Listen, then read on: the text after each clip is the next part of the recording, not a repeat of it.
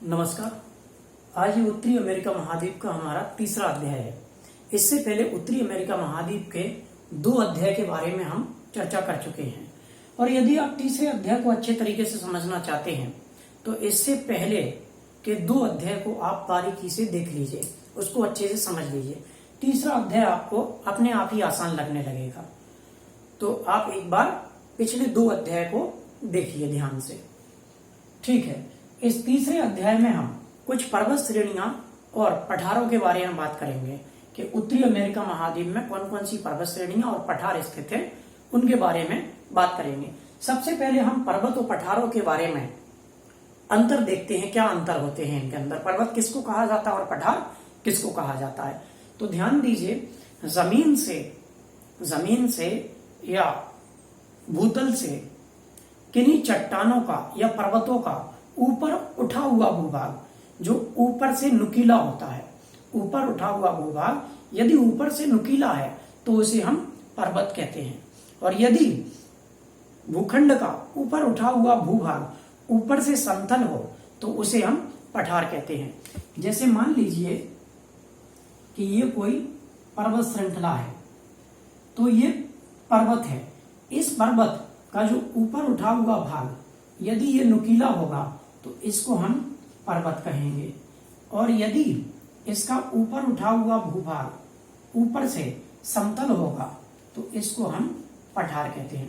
पर्वतों में शिखर नुकीला होता है जबकि पठारों में समतल होता है। तो यही पर्वतों में और पठारों में अंतर होता है। तो आप समझ गए होंगे। ठीक है, अब हम बात करते हैं अलास्का में। हमने आपको अलास्का पर्वत श्रृंखला के बारे में बताया था। अलास्का का जो दक्षिणी भाग है, ये वाला अलास्का का जो दक्षिणी भाग है, इस दक्षिणी भाग में एक पर्वत श्रृंखला है जिसे हम अलास्का पर्वत श्रृंखला कहते हैं। जबकि इसके उत्तर में एक और पर्वत श्रृंखला है जिसे हम ब्रुक पर्वत श्रृंखला कहते हैं। ये ब्रुक पर्वत श्रृंखला है, ब्रुक पर्वत श्रृंखला या ब्रुक पर्वत श्रेणी, ये ब्रुक पर्वत श्रेणी है। अब ब्रुक पर्वत श्रेणी और अलास्का पर्वत श्रेणी के मध्य में एक पठार है जिसे हम यूकान का पठार कहते हैं, जो कि पूरी तरह से अलास्का में स्थित है। यहां अलास्का व कनाडा के मध्य एक और पर्वत श्रृंखला है जिसे हम मैकेंजी पर्वत श्रृंखला या मैकेंजी पर्वत श्रेणी कहते हैं। मैकेंजी पर्वत श्रेणी से एक नदी निकलती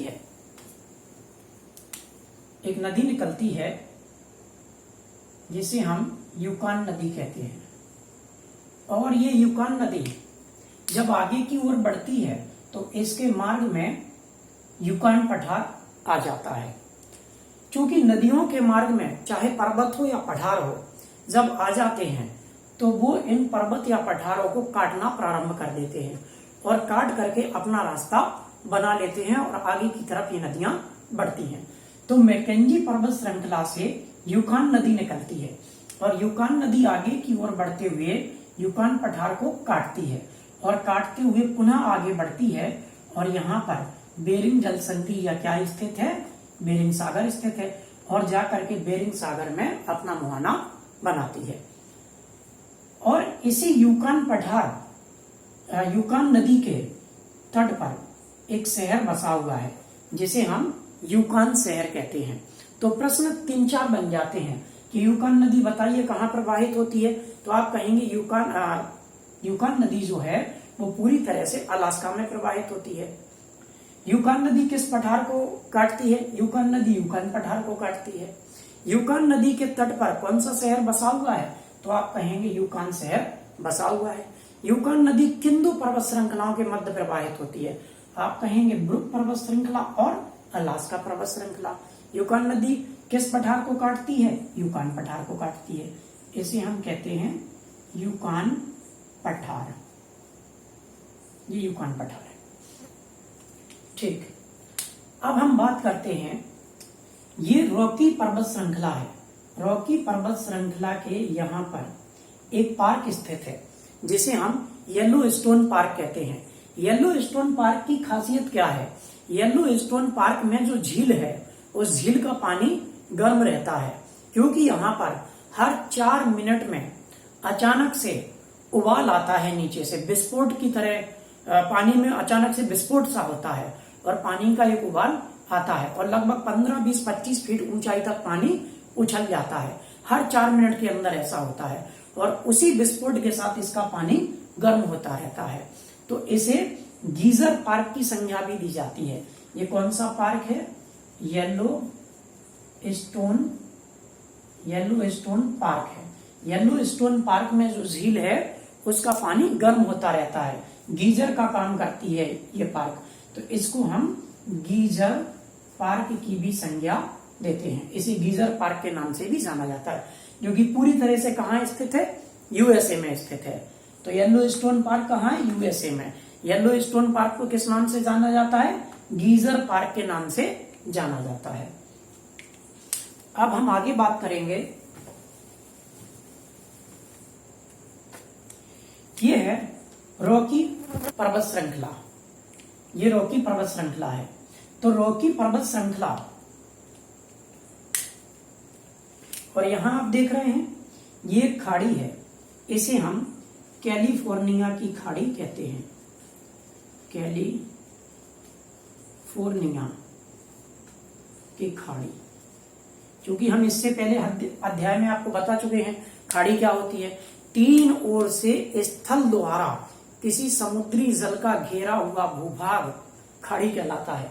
तो देखिए, ये स्थलीय भूभाग, ये स्थलीय भूभाग, एक ओर से, 2 ओर से, और यहाँ तीसरे ओर से भी घेरा। तो इस समुद्री जल को इस जमीन ने 1 ओर, 2 ओर और 3 ओर से घेर दिया है, इसलिए ये खाड़ी है। इसे हम कैलिफोर्निया की खाड़ी कहते हैं। तो रॉकी पर्वत श्रृंखला ये है, और यहाँ पर एक और पर्वत श्रृंखला है। इस पर्वत श्रृंखला को हम कहते हैं सियरा नेवेदा पर्वत श्रृंखला। कौन सी? सियरा नेवेदा पर्वत श्रृंखला। सियरा नेवेदा पर्वत श्रृंखला। तो रॉकी पर्वत श्रृंखला और सियरा नेवेदा पर्वत श्रृंखला के मध्य में एक पठार है जिसे हम कोलोराडो का पठार कहते हैं।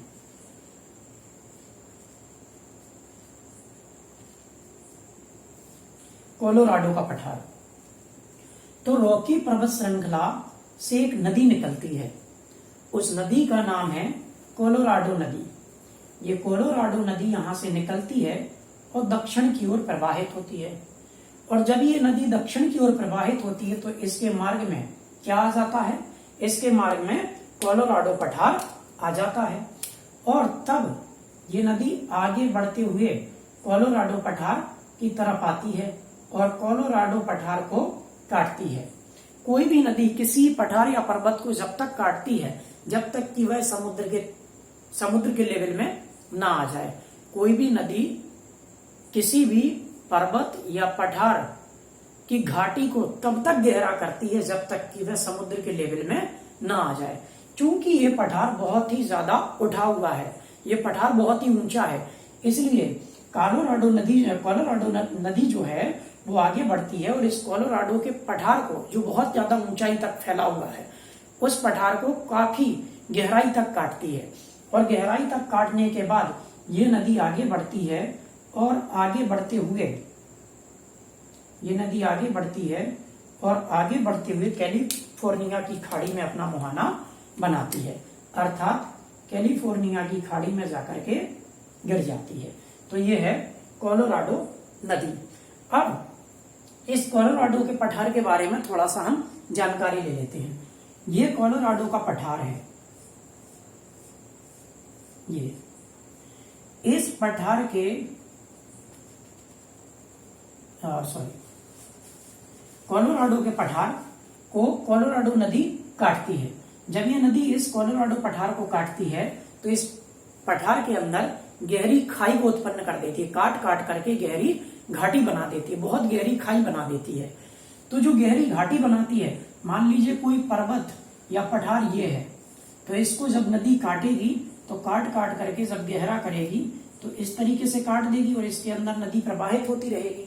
तो ये इस तरह की जब घाटी के रूप में कोई नदी काटती है किसी पर्वत या पठार को तो उसको गर्ज कहा जाता है। लेकिन जब ये बहुत ज्यादा गहराई में काट दे तब इसको कैनियन कहा जाता है। इसलिए कोलोराडो पठार के अंदर जो गहरी कैनियन बनाई गई है उस कैनियन को हम, ये जो गहरी कैनियन बनाई गई है इसको हम ग्रांड कैनियन कहते हैं। ग्रांड कैनियन कई बार प्रश्नों में पूछा गया है ये।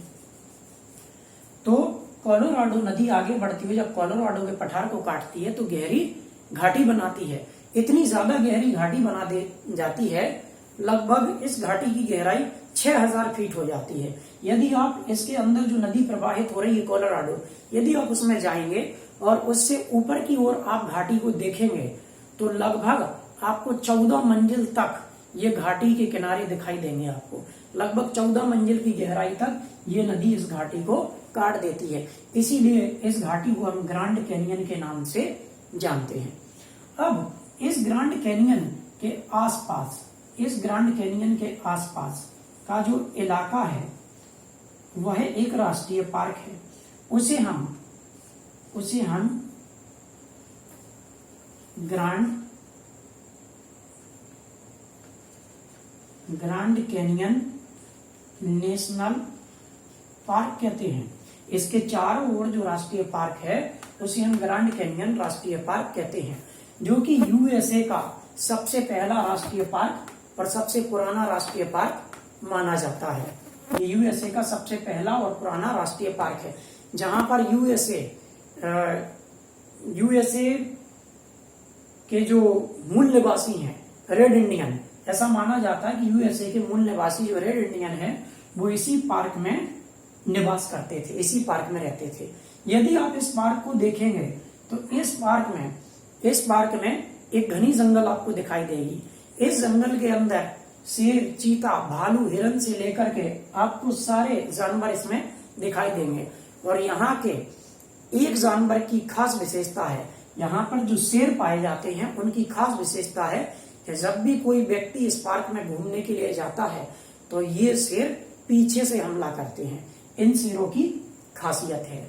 तो ये क्या है, कोलोराडो का पठार है, उसको काट करके जो गहरी घाटी बनाई गई है उसे हम ग्रांड कैनियन कहते हैं।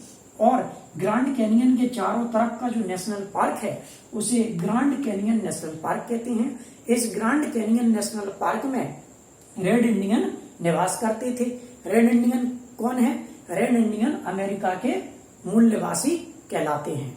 और इन पार्कों में क्या पाया जाता है? इन पार्कों के अंदर सभी प्रकार के जंगली जानवर पाए जाते हैं।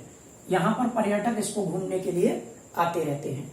एक और खास बात है, इस पठार का जो आप पश्चिमी इलाका देखेंगे, मान लीजिए ये पठार है, कोलोराडो का पठार है ये तो कोलोराडो के पठार का जो पश्चिमी भाग आप देखेंगे, यह भाग बर्फ से ढका रहता है। यह ठंडा इलाका है, यह भाग बर्फ से ढका रहता है इसका। ठीक है, तो कोलोराडो नदी कहां से निकलती है? रॉकी पर्वत श्रृंखला से। किसको काटती है? कोलोराडो के पठार को काटती है। कहां पर अपना मुहाना बनाती है? कैलिफोर्निया की खाड़ी में बनाती है। ग्रांड कैनियन क्या है? कोलोराडो के पठार को काट करके बनाई गई गहरी घाटी है, जो किसके द्वारा बनाई गई है? कोलोराडो नदी के द्वारा बनाई गई। इसलिए ग्रांड कैनियन, कोलोराडो नदी और कोलोराडो का पठार तीनों कहां स्थित है? यूएसए के अंदर स्थित है। अब आगे बात करते हैं हम